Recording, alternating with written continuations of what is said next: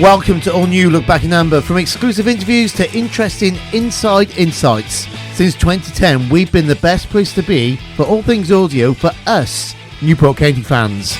Coming up in the next 45 minutes, I'm Ramsey. I've got all the big questions, and today it's going to be a little bit different as we're going to chat about the future of our club. I'm Stephen. I've got the commentary highlights, and I'll be asking, what does the future hold now that Jon Pratt has joined as co-op director at the club? I'm Luke. I'll have the post-match interview with County Manager Graham Coughlin, and I would like to talk to you about the sporting director role. Never miss out. Subscribe to the podcast and make sure you listen live at 3 p.m. on a Sunday and 7 p.m. on a Wednesday after all League 2 home matches. Right here. Right here. Right now. Right now. Newport City Radio. So it began at 1 p.m. in the Marquee with the NCL Women's team. Some of the charity of the day, Sparkle at the Sereno Centre, Adam Smith from Pride in the Port talking about football, the homophobia, and an outstanding performance from the fabulous Frankie Weston duo. They were good. They were. We managed to catch a little bit of them before we got into position and got ready for the game. And yeah, we know what Frankie's about, and the two of them were just incredible. We had the perfect combination yesterday of a great vocalist over a brand new clear PA system, and it was just lovely. It was just great. I think the county have a new PA system after it stopped working against Stevenage, but it was up and running yesterday. Well, it's been repaired, and then it continued at 3 p.m. in the compy with Chris Chappell, Stephen and Luke with me today, and Chris. Luke was on foot. It was always good seeing Chris. Stephen, talk to me about Sutton's recent form. Yeah, well, this is Sutton's second season in League 2. They were unbeaten in their last 5 matches. They'd won 3, drawn 2. Sutton had only lost 1 in the last 10 matches, a bit like Newport County, but they'd won 6, drawn 3 and lost 1. Sutton were unbeaten in their last 2 away matches. They drew 1, won 1. And in their last 5 away matches, Sutton had won 2, drawn 2, lost 1.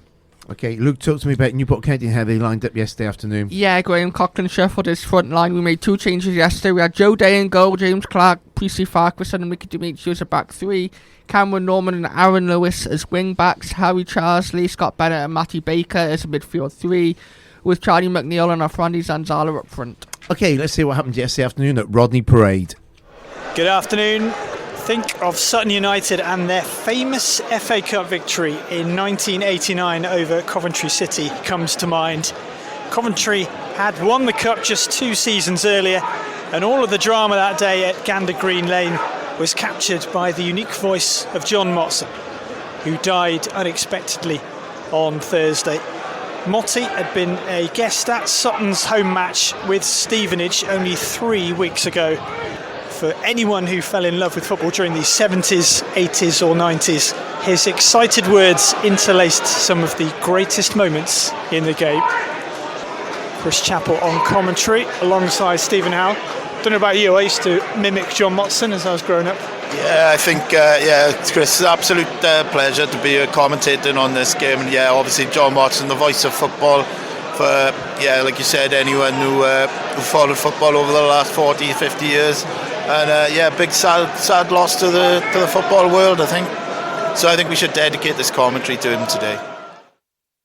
Randall from the right. It's quite a deep corner.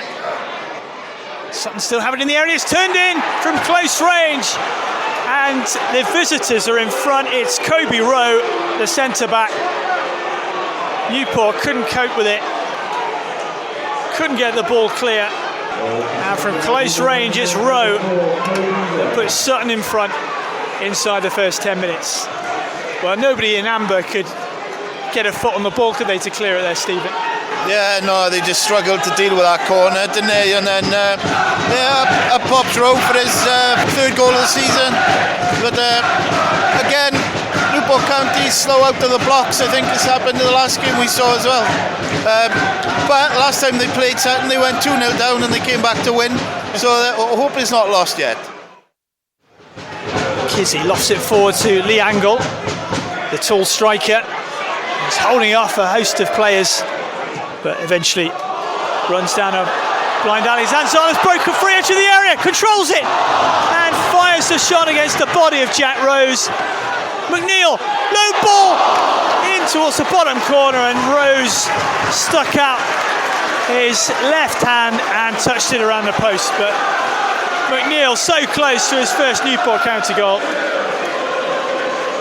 Zanzala had a great chance seconds earlier, but the keeper kept them out. Yeah, great save by the keeper. I think Zanzala need a little bit more composure there to be a bit more clinical and finish that chance off.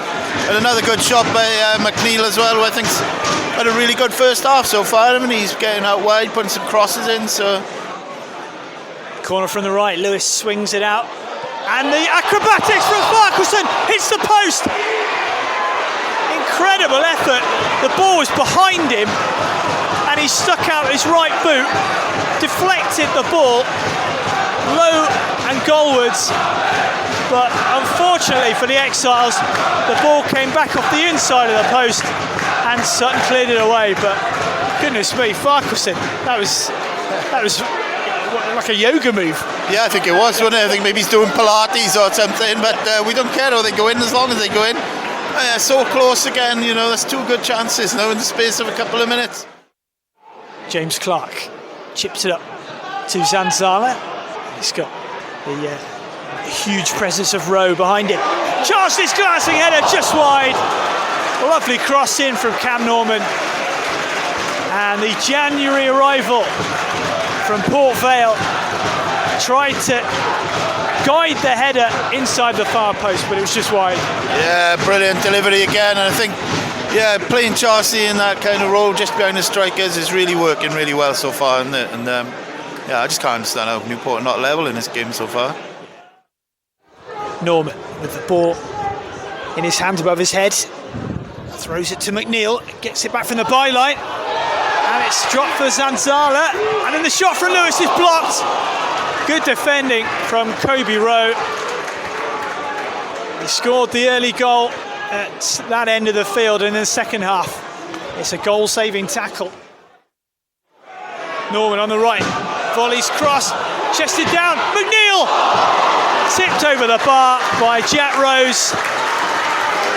Zanzala did ever so well to adjust. Norman got the ball in early, and he just chested it from quite a low position to his strike partner, Charlie McNeil. The shot was a bit too straight, but nonetheless it forced the save. It was on target. Now Ajiboye comes through the middle. Randall, two players ahead of him, and he's found Kouassi right side of the box. Takes a touch, rolls it back. Will Randall back to Smith, low drive, and it's into the bottom corner. Alistair Smith with his fourth of the season and a second of the afternoon for Sutton United. Just over 25 minutes to go, and United lead 2-0 here against Newport. Just as County were getting stronger and we're on the brink of a leveller, they've been hit at the other end. Well, it was a nice strike from Smith right in the corner beyond Day, wasn't it? Yeah, it was really well placed, wasn't it? Yeah, good play by Randall as well when it set him up. And I think Field County might be up against it now, really. 2-0 down against Sutton's team. And Bokor trying to make room for the shot, and it's tipped round the post by Rose. He'd done well on the edge of the area and got the shot away. Rose got down low and once again denies Newport County. And that's it. Tom Neal signals the end of the game, and Newport County's 5-match unbeaten run is ended by Sutton United, who themselves register a third win on the bounce as they try and claw their way into the League 2 playoff positions. Final score here at Runley Parade: Newport County 0, Sutton United 2. As always, massive thank you to Stephen and Chris there. A fitting tribute to John Motson as well at start. Thank you, guys. No problem. Yeah. Brilliant. And I think that was an absolute brilliant tribute. And a round of applause on the 77th minute. Yes, it was. was. To say, Motty would have got that in one go, wouldn't he? Yeah, you would have. Yeah. 77th. There you go. There we go. Just got to take it nice and slow and read up to it, haven't you? There you go. Brilliant stuff. Let's hear from the Newport County manager, Graham Coughlin. Good afternoon. Think I of think Sutton United and their famous... Do you know what? That will make the podcast. Let's hear from Newport County manager, Graham Cochran. Oh yeah, I'm extremely frustrated. I was under no illusions during the run. I knew it was always going to come to an end. Extremely frustrated, yeah, the circumstances in how we conceded and the 2 goals. I just thought we lost the midfield battle today, and I thought that was the key area for the Sutton victory. I thought they were very good, they were worthy of the victory, and that's why they are where they are in the division, and we are where we are. But look, I can't ask any more of my players. My players have run through brick walls since I've come through the front door. Look, you would have seen. You're not daft. Everybody would have seen that today. We were on our last legs. You know, we were tired. We were lethargic. We lacked energy. We lacked that spark. That's with the territory. That goes with the territory. But look, fair play to them. They had 2 shots on goal and then or 3 shots on target, and they scored twice. So that for me is a team that are clinical, team in confident mood, team that are on the up, team that are flying.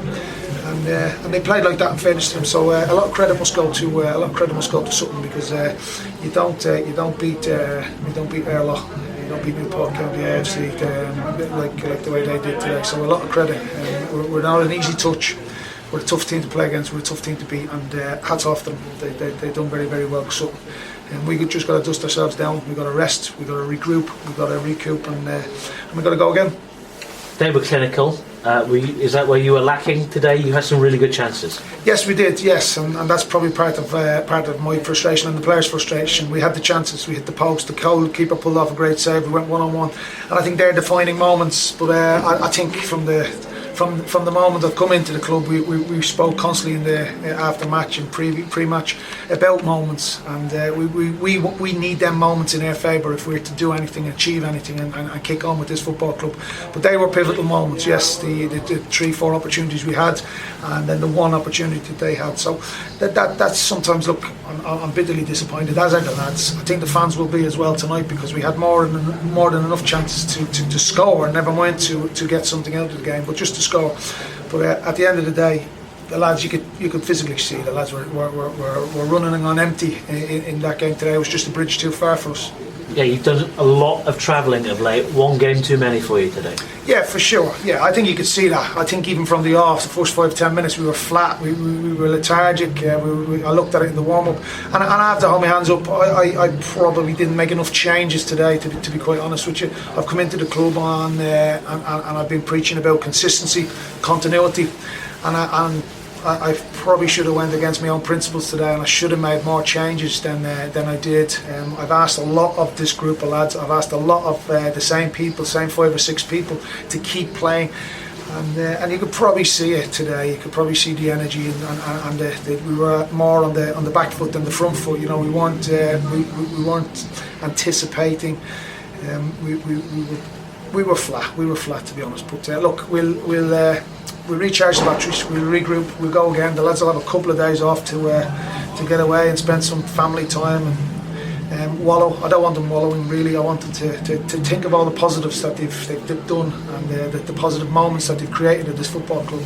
And I'd like them to learn from today, learn from Sutton, how they went about the business, how clinical they were.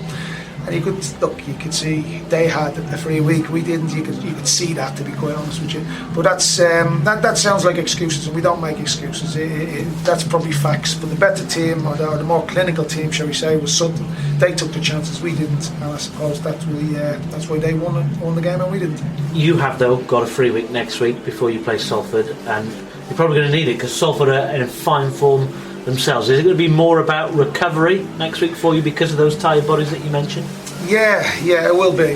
That's spot on. And obviously we've lost. We've had some bad news yesterday as well on Adam Lewis, and that's kind of knocked us as well. So it's not been a great 24 hours, to be fair. It's not been great. We've lost Adam Lewis, and obviously we lost the game today. But yeah, as you say, it's all about recovery. It's all about getting ready to go again next week, because we've got some real tough encounters. We've got some real tough games. We've a lot of work to do between now and the end of the season. We're nowhere near where we want to be.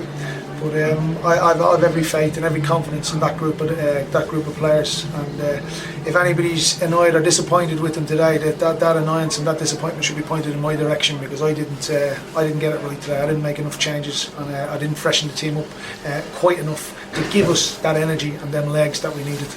You say you've lost Adam Lewis. What is the situation with him? I'm no medical expert, so I wouldn't be able to give you an in-depth review of it. But we've lost him for the end till the end of the season. Obviously, he's out till the end of the season.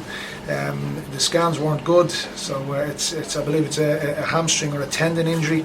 So that's his season finished, which obviously we're massively disappointed. He's been a brilliant lad, a brilliant servant for this football club from Liverpool on loan. We thank Liverpool for allowing him to come on loan, and we thank Adam for his service and everything he's done. He's been a tremendous lad, and he'll always be welcome back here. How big a loss is he for the rest of the season? Yeah, it's a big loss. It gives us that balance with the left foot on that side. It's set pieces. Again, it's the body, so I'm a body down. So we don't have the biggest of squads. But look, we'll do what we do in true Newport County fashion. We'll roll our sleeves up, we'll dig deep, and we'll go again. In terms of that left side, does that we have to rethink? Is Will Evans the next cover now? Because it is a little thin, as you say. On no, Will is Adam is obviously a left back. He can play left back, left wing back. Will is obviously a striker, so I can't. That for me would be square pegs and round holes. No doubt Will can do a job down that side, but look, we've got a small squad. We have to just plug holes, and we have to just get on with the hand that we've been dealt. Be an excuse. Was it a corner, or is that? No, well, obviously it's obviously the lad has had a header on goal, but look at that. I think Newport, we're used to those type of decisions going against. We're used to decisions not going our way, so I'm not gonna cry over a silly refereeing decision. We're used to it. We have had some horrendous decisions, and it continues. But look, they are, and that's not an excuse. We didn't lose the game because of that decision. Brilliant. Cheers. Scott Bennett, his 300th game for Newport, ended at half time. Was that an injury, or was that tactical, or what was that? I changed the midfield. I didn't think we were landing on enough second balls. I didn't think we were making enough first contacts. Obviously Scott, he's played most of the games for us. So again, I was trying to freshen things up, juggle the balls, and maybe go for it, because we played with two advanced midfielders in the second half rather than two sitters. So yes, we tried to open the game up. We tried to make something happen in the final third. We tried to create a little bit by bringing Welshie on. I thought Welshie done very well when he come on as well. But we just tactical. We just tried to change the game. We just tried to freshen it up, and we tried to get another body running in the box if I can. How do you go about being more clinical? Is that something you can do on the training pitch, or is that something you can only see at 3 o'clock on a Saturday afternoon? Well, it's very similar to the penalty debate. You can practice penalties all day long in training, but you can't replicate the atmosphere. You can't replicate the match day experience. You can't replicate the pressure that game day brings. So it's very, very similar. Yes, and you're right. Practice, and the more you practice, some say the better you get. Some say the luckier you get. So it's definitely practice, but you won't be able to replicate. The match day experience in training, obviously, because of those things that we've just mentioned. Very, very similar to penalty shootouts. Cheers, Graham. Cheers, Luke. And thanks to Graham. There you go. Thanks, Brilliant Graham. stuff. Okay, Stephen, walk me through it. There's lots to talk about. Give me your overall picture first. Yeah, I think the match started. I think it was a carbon copy of the Stevenage game. They went down to an early goal. Third time this season they've conceded in the first 15 minutes at home. And then following the goal, Newport were much the better side. They were starting to create chances through Zanzala, Farquharson, as you heard in the commentary. They were coming up against a really good goalkeeper, though. What Graham Coughlin did was he played like a 5-2-1-2, played Charles Lee in behind the strikers, and he was getting like quite a lot of room and getting involved in the play. So I think he was causing them problems. But Sutton, after they scored, they were quite happy to sit back. They would drop a striker into the midfield, so they'd make a 5 in midfield when they were defending, which was, I suppose, compliment to County, because I think they dropped a player onto Charles Lee as well to kind of counteract what Newport were doing. 2 changes at the break. Bennett went off. Mariah Welsh come on, and for them, Wilson, I think it was, went off. They brought Kouassi on, a striker. He started causing problems. He started creating a couple of chances as well. But then Newport kind of got themselves back into it, creating opportunities. Yeah, they defended really, really well. They were getting blocks in at really important times. They were solid defending. But then the second goal came, and I just think that killed it as a contest there, and I don't think Newport were ever going to really get back into it. Fair play to Graham Coughlin. He tried to make some positive changes, went to a back four. Yeah, and then I think it was Bogle had a chance on 69th minute, and that was the last meaningful effort they had on goal for the rest of the game. Sutton were quite happy sitting back, defending, and it was a difficult afternoon. I think I'd call Sutton a very functional side. What they do really, really well, and I think they're suited to League Two as well. They're big, physical, tough to beat. And as Graham Coughlin said in his comments, they do score and they are clinical when they get chances. They didn't have that many chances yesterday, but they took two of them, and that was the key difference between the two teams. Okay, Luke, what do you see? Yeah, well, I agree with what Stephen said. It was very much the same as what we seen against Stevenage, where we went 1-0 down very early on, and then that kind of rallied us together, and the goal kind of woke us up. And yeah, we were very unlucky not to be ahead, draw level, or even be ahead at half time. We had a lot of chances in the first half, 7 shots, 3 on target. Yeah, I think the key word here is clinical, but as Graham said in his post-match press conference yesterday, that they've had a lot of travelling. They've gone to Warsaw on last Saturday, then they've had to go to the other side of the country, nearly up to Scotland, to go and play Hartlepool. And then they've had to come back down. That's a lot of miles. That's a lot of miles in the legs. Did he make enough changes? Just point out, though, they're not walking up there. No, they're not. They're driving, but still. How far is Hartlepool? 4 or 5 hours in a coach? I can tell you, yeah, I've been up to Hartlepool, more Sunderland, which is just a couple of steps before that, and travelling is tiring. So yeah. I'm a bit tongue-in-cheek on that one, but it does make me wonder when Graham is saying that it's tiredness and stuff like that, because I don't know.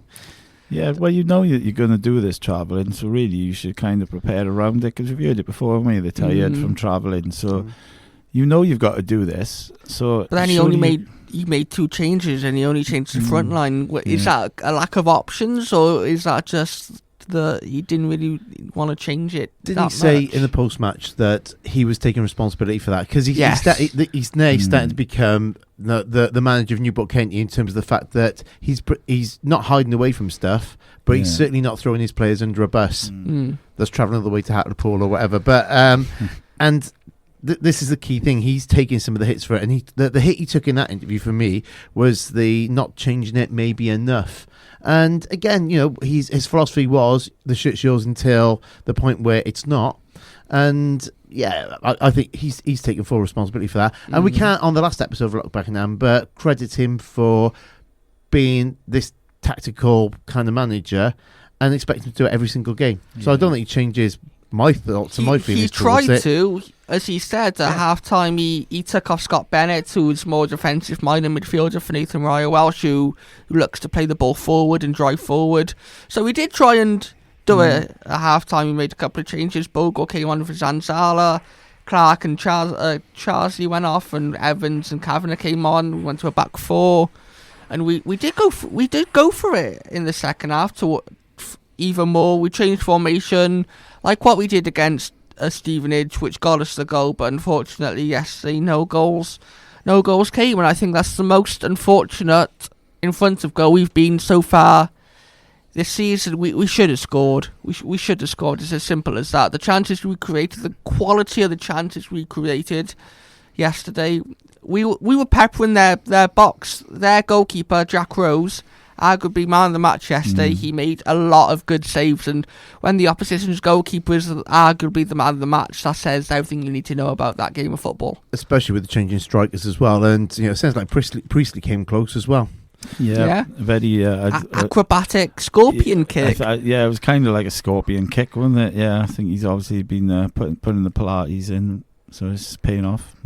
So what happens when you're at Rodney Parade and Kent, you go down 1-0, because again I had to get the rest of the warm-up team home safely yesterday. Are we now used to going 1-0 down, or does the mood still drop? Yeah. Is it because it feels like if we go 1-0 down, it's time to celebrate? Yeah. Because we know we're going to come back, but we didn't on this game. I get that. It kind of drops, but then when they concede, you can hear the disappointment in the county fans, and then they start rallying behind. We've had some Stevenage game towards the end that was bouncing. Leyton Orient, even though that game was 0-0, the stadium was rocking that day. So if we do go behind, the county fans know that under Coughlin there is plenty of time to score, and we know with Newport County we don't stop and we go to the end. To the first goal went in, they did kind of rally behind them, but then I think after the second goal went in, I think that kind of killed the atmosphere as well a little bit. I think we spoke about this loads over the years on this show, and it's really weird, isn't it? You know, there's a perception that a 1-0 win all the time is boring.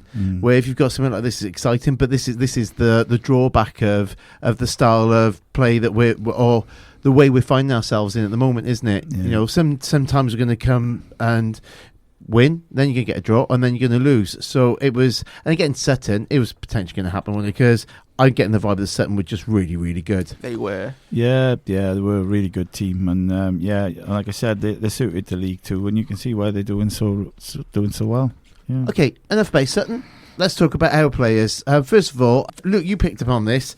A minor mention about Adam Lewis in the press conference, but minor. Since then, very minor. But then after that, some information came out. Walk us through that, mate.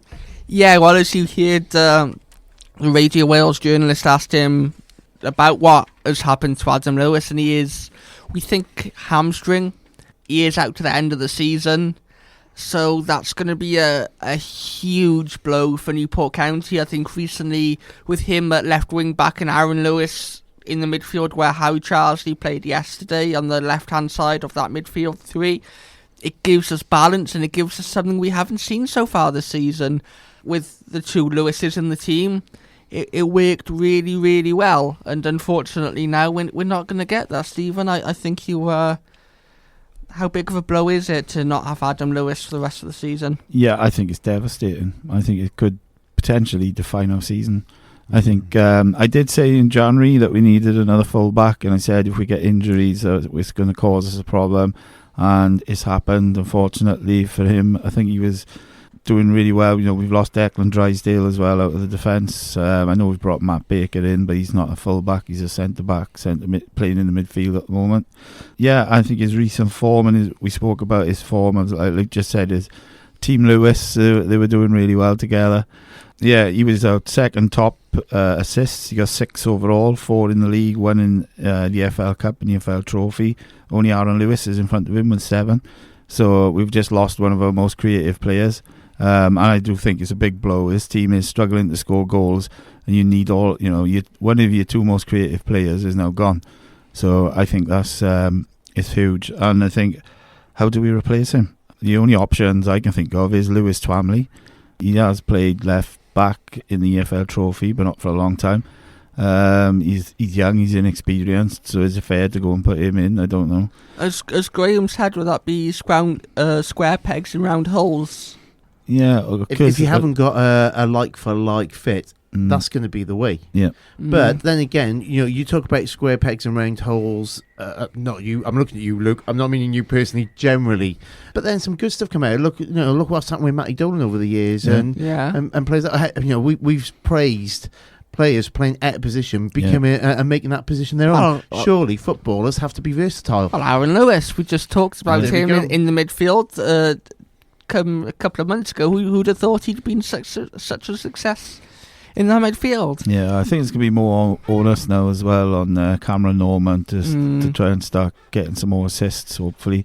He's heavily involved in the play, to be fair to him, and this is like, and then the only other option I could think of was maybe going to a back 4.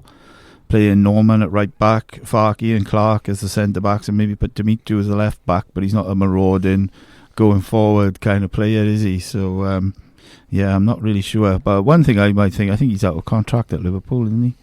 Towards the end of the summer, I think. So, if he is, then get him maybe on permanent, get him permanently, or try and get him back again on loan.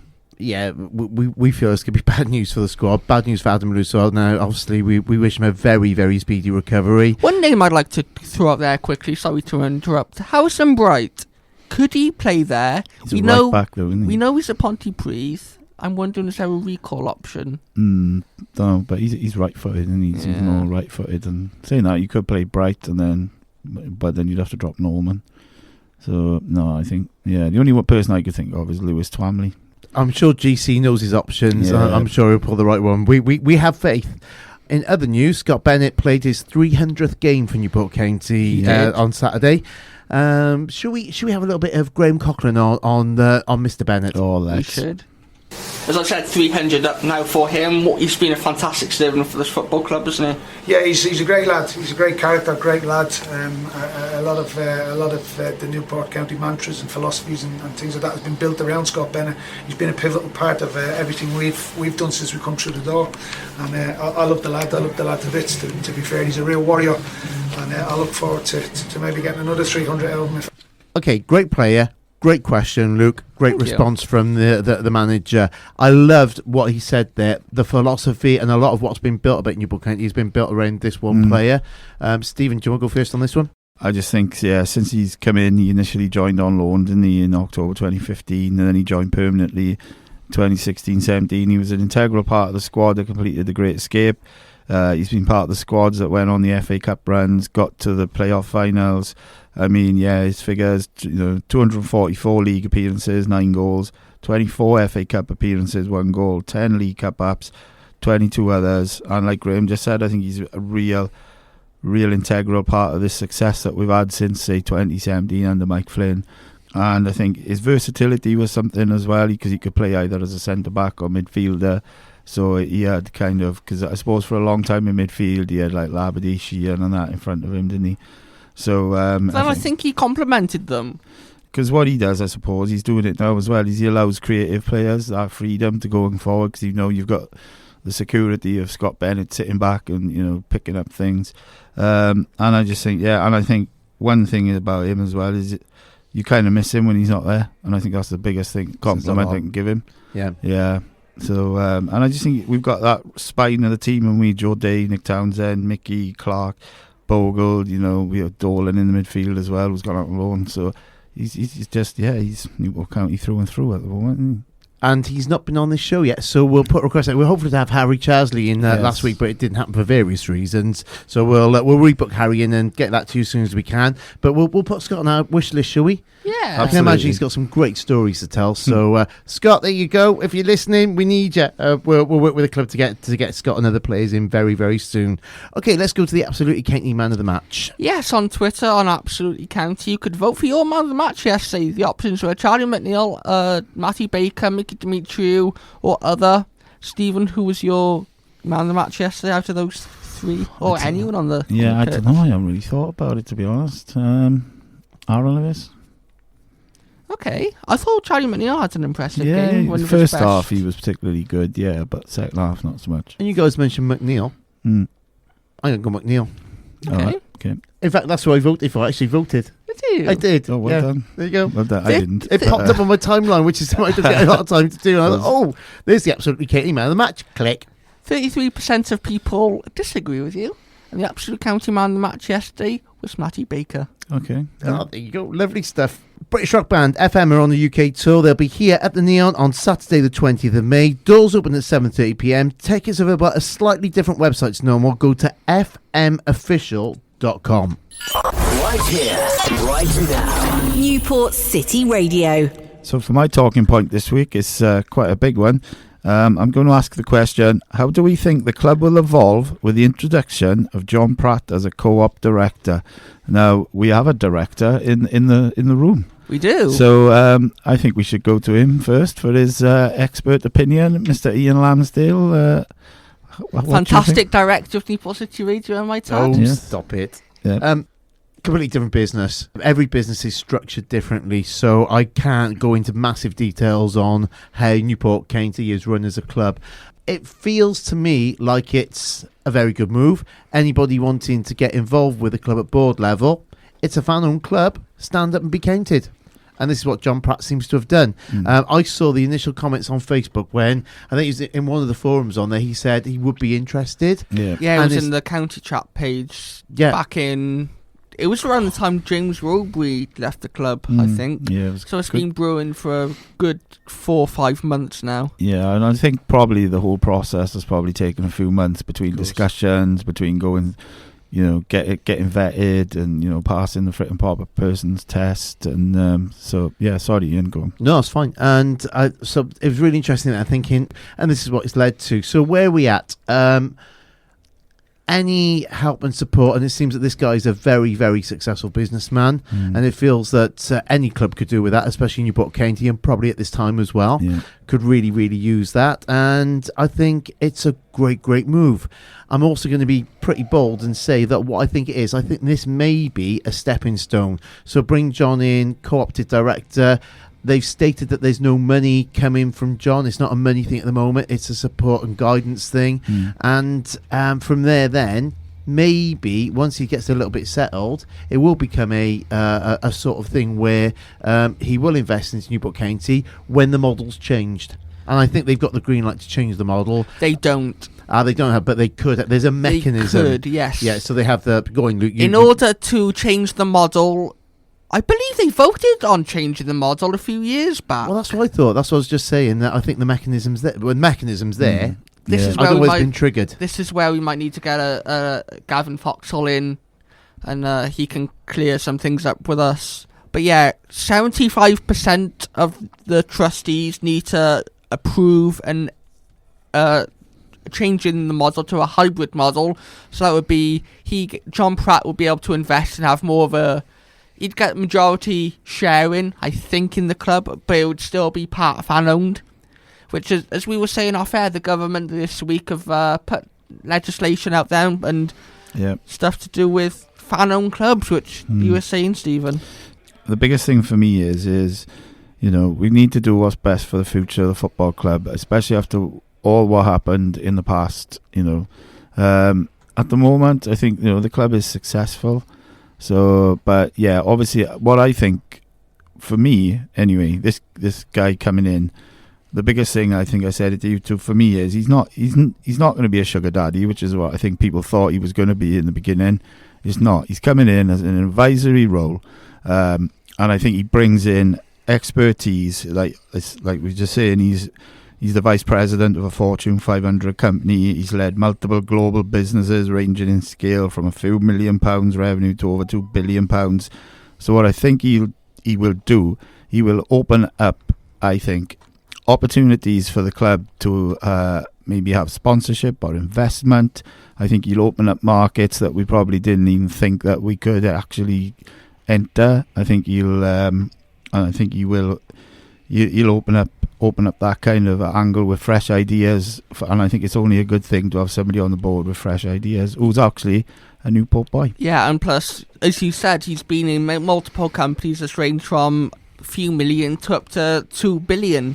So but I think we've got to stress is that we can't get carried away with the money at the moment. So he's coming in for his expertise. Yeah. So I think fans have got to be very, very, very patient in terms of the fact that at board level, things don't happen that quickly at an organisation like Newport County. Newport City Radio is different. There's 3 directors and we make decisions relatively friendly and quickly. I don't think that's going to happen at Newport County anytime soon. There seems to be a lot of things that need a lot of resolution very quickly, and it won't happen quickly. Yeah, it's going to take him time as well to come in, get a feel for the club, isn't it? So I think all these, like you said, all these things, it's going to take time, definitely. Yeah, and plus it'll take time because he'll probably want financial statements and to see where the club is and put his ideas forward and put things forward. So yeah, it will take a bit of time. I should point out that we've asked the club, as the official podcast of Newport County FC, to whether we can speak to John, and I've gone directly to him as well. Because that's the journalist in us, isn't it? It is. So we've gone through the front door and we're going through the side door as well. So if John takes us up on our very, very kind offer of being on Look Back in Amber, we will certainly get your questions for him off you, because you're the ones that count, and we will record that as and when and if it happens. Are you holding a big or small event in 2023 or celebrating a special occasion and need the perfect space? Well, you can hire the Neon. Call on 533 666. Right here. Right here. Right now. Right now. Newport City Radio. So what I want to talk about is on Friday, I believe. Darren, or was it Thursday? I think it was Wednesday or Thursday. Yes. We were Sporting in Thursday, wasn't it? And yes. it broke on Thursday and we were having the meeting. Thursday afternoon, yes. Sporting director Darren Kelly has left the club less than 18 months into the role. So I want to talk about what happens next with the sporting director role. Before we get our expert opinion, let's hear from Newport County manager Graham Cochran on the situation. Since we spoke to you, the sporting director Darren Kelly has left the club. How does that change your role? Do you have more control now with transfers and things like that? It doesn't change my role. If I don't win enough games on a Saturday, if I don't win enough football games, I'm sure the club and the fans will come for me. So I still have to win football games, so it doesn't really change where I come from. Does it give you more control in the transfer market? I was controlling the transfer when I controlled the transfer market, and anyway, so it's as the manager of the football club, I'll have to say on who comes into the club, into the team, who goes out and who comes in. So it doesn't really, like I say, I'm not trying to be flippant or avoid any type of questions.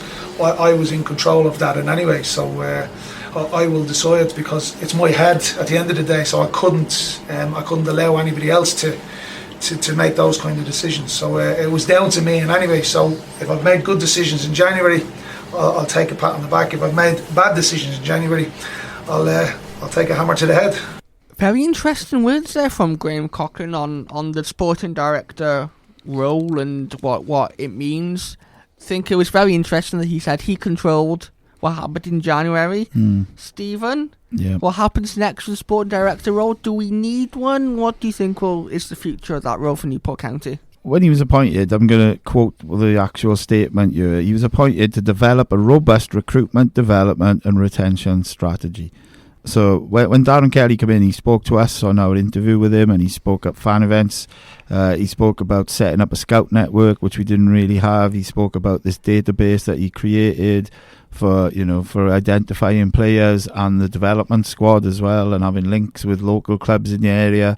And that was like, we spoke about it, didn't we? And I said, wow, this is brilliant. Yeah, this is what we need. And I think it was really forward thinking of Newport County, especially a club at League 2 level, to be doing this sort of thing. And I think we had a manager there in James Robury who was kind of bought into it a little bit as well, fully. Not a little bit, I think he fully bought into it. And then, yeah, I just thought it was really, really positive. And I just think then this is now, Darren Kelly's gone. It doesn't seem to be, we're going to get another sporting director. They haven't said that we're going to recruit another one, so it doesn't look like to me that we're going to get one. What I think is what's going to happen to all this stuff that was set, the database, the scouting network, the links to local clubs, is all that now going to stop, or are we going to continue to do this? Have we got different scouts? Have we got, it's all a little bit unclear at the moment, I think. It is, and I think we have a new academy manager, head of academy, so that a part of that could fall on him.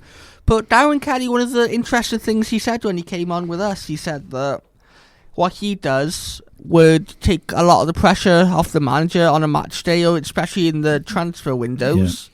Yeah. And now Graham Cochran said he did all the transfers in January, so I don't know what happens there. Lamsey, what do you think is the future of the sporting director role at Newport County? Do we need another one? I'm so confused, and I could get us into trouble, so I'm going to be very careful about how I'm going to phrase all this. But my worry is that generally across the board, the club have done things in the past because they've got a history, and they're making decisions now. I don't know whether the decisions are all linked together. That's my concern at this moment in time without speaking to somebody.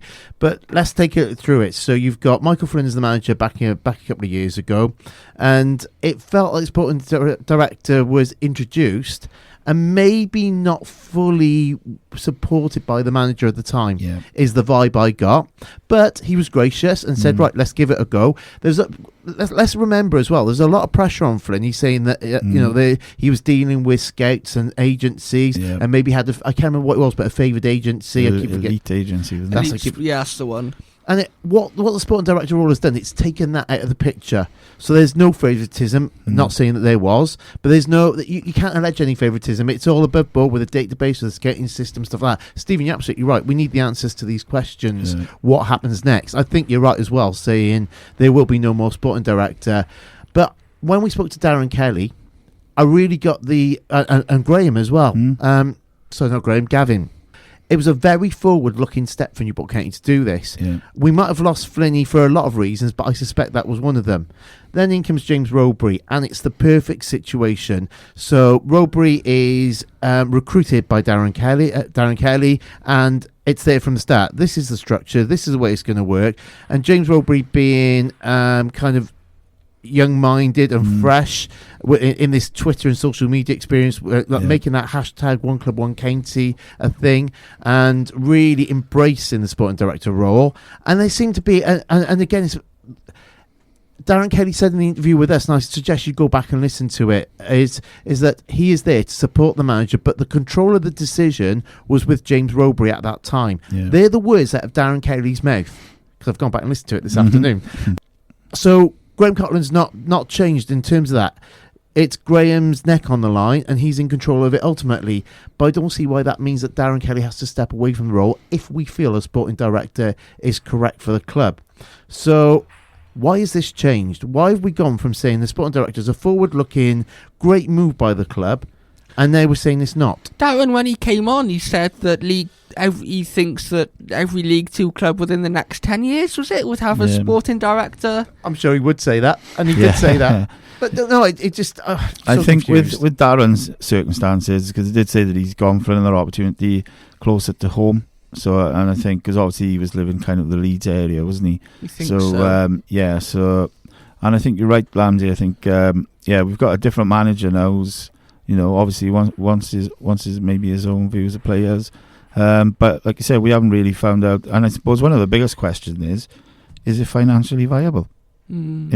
Is it worth us putting effort and money into something if we're not getting anything from it? I don't know. Yeah, because you think about Darren Kelly, and he'd have to pay him, and all of his scouts, who's paying them? Is a handshake agreement, or the club paying them to go and watch these games? And even Darren Kelly said before they sign a player, he'd go and watch them a couple of times just so he can have his opinion on the players.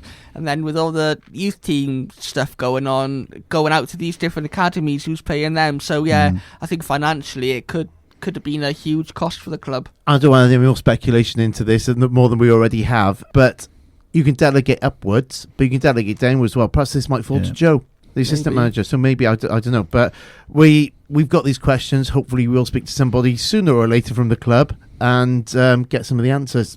Well, this year Exposure Wrestling have some great shows lined up, but the neon tickets for the next show are already online. There are no age restrictions. These shows are suitable for the whole family. All we ask is under 16s be accompanied by an adult. Tickets at exposurewrestling.com. Right here. Right here. Right now. Right now. Newport City Radio. I think we have more questions than answers on that last bit, didn't we? But we will aim to get there for you, because we've got an interest in it, you've got an interest in it, and we'll go from there. Let's get back to football. So, next couple of games. First up, we're away to Salford City on Saturday the 4th of March at 3 p.m. Luke? We haven't got the best record against Salford. I think they played us off the park when they came to Rodney Parade last season. I think they won 5-1 again yesterday. So, they're in form, but I think we'll have a fresh week under Graham Coughlin. So I'm going to say 2-1. We're just about going to scrape through. Yeah, I think this is going to be difficult. We've not beaten them in 5 previous meetings, drawn 2, lost 3. So I think I'll go for a 1-1 draw. Then away to Grimsby Town, so another long trip. This is on Tuesday the 7th of March, 7:45 p.m. kickoff. Luke? 2-0 Newport. I'll take a 1-0 Newport. Okay, there you go, nice and concise. And then finally, we're back at home, the game against Bradford City on Saturday the 11th of March at 3 p.m. Luke? Ooh, be nice to see Welsh legend Mark Hughes in the dugout for Bradford, who's obviously there now nearly a year. I think Graham Coughlin will get one over on the legend, and I'm going to say 2-1 Newport. I'll go 1-0 Newport. There you go. Okay, so top singer, it'll be a debut for Robin Benge in the Marquee on that very day, on Saturday the 11th. Thank you for taking time out to listen today. As always, we'd love to read your thoughts about our thoughts on Facebook, Twitter and Instagram via direct message. We're also on email, studio@newportcityradio.org. We will catch you on Sunday the 12th of March at 3 p.m. as we look back in Amber against the match against Bradford. More talking points, more banter and more top class analysis.